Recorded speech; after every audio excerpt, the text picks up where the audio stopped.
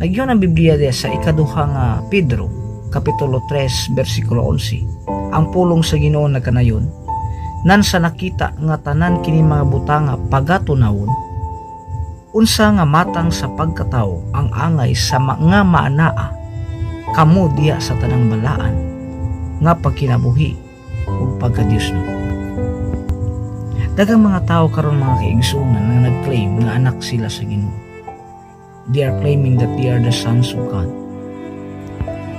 Halos tanan nga mga katauhan o halos tanan nga mga tao nagtuo ug nag-claim usab nga anak sila sa Dios.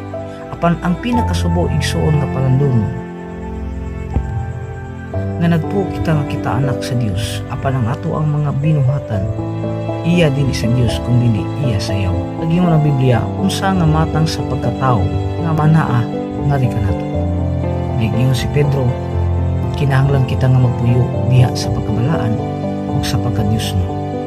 Igsuon ko ang imong kinabuhi karon naa sa pagkadautan.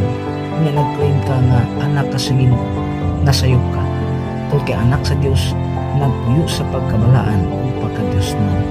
Nang hinaot ako nga doon na kini pagtulunan nga atong makuha pinagi niining gamay na pagtulunan. God bless.